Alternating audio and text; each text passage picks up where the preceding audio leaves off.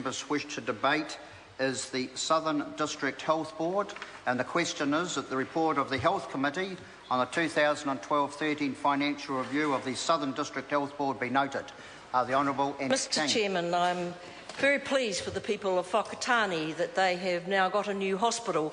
Some may recall that there was a march and hands around the hospital in 1999 because the then National Government actually looked to close it. I think it is really important that you do put your money where your mouth is when it comes to building hospitals, and I'd like to say that in government we rebuilt Kaitaia, that was to be closed. We rebuilt Thames, that was to be closed. We rebuilt the new Auckland Hospital, the new Wellington Hospital. We did work on Waikato Hospital. We rebuilt the Wairarapa Hospital, the Wairau Hospital in Blenheim, the Invercargill Hospital, the Dunstan Hospital, the Timaru refurbishment, the Christchurch Women's, Murchison, Nelson. This was under a Labour government. So when we get the great applaud going on there about their wonderful work, it would be nice if sometimes they recognised that there was a lot of capital work that went on under Labour. Many of those were in threat of closure under a national government. But I want to talk about the Southern District Health Board, and I'm glad the Minister is in the chair because he has been incredibly evasive and elusive of late.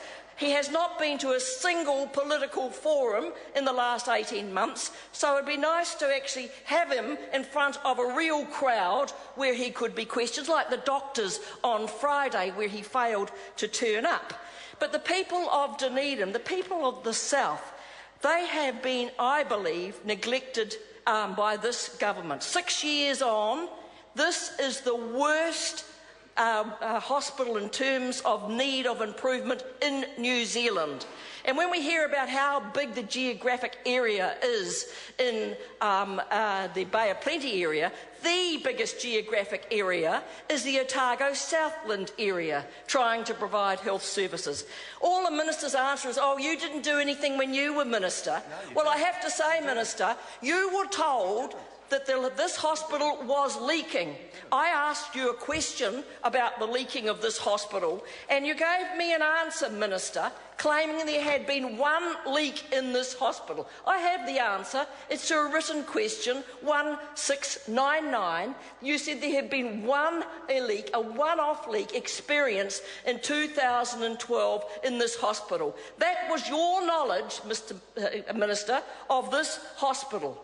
And in fact, there had been many leaks in this hospital, leaks in theatres, leaking into the electrical cords in the theatre.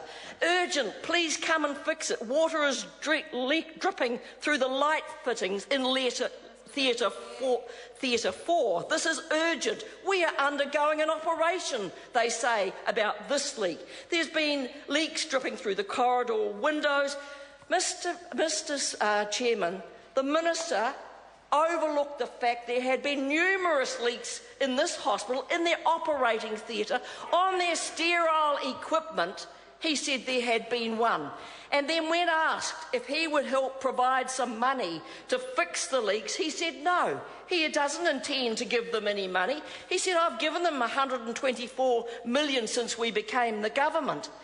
So why should the people of Otago have to put up with theatres that are dripping and leaking, and he will provide no assistance in terms of fixing them? In fact, it has been said that the rebuild, the District Health Board has estimated, the rebuild of this hospital is 7 years away. 7 years, Minister. That'll make it 13 years if the National Party was still in government.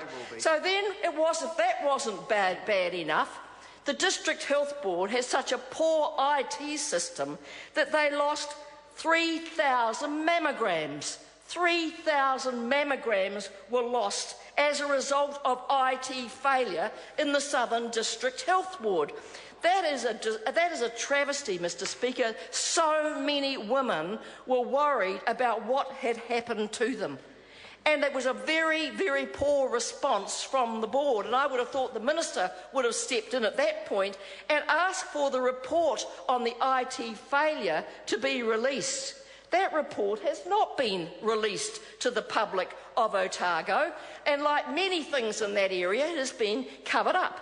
So I'd like the Minister, when he takes his call in his Skype sheet, to tell us about the colonoscopy problem down there and tell us the truth about the numbers of colonoscopies that have not been done in that region. Mr. Chairman. The Honourable Tony Ryle. I'd like to thank that member for her reminiscences from last century.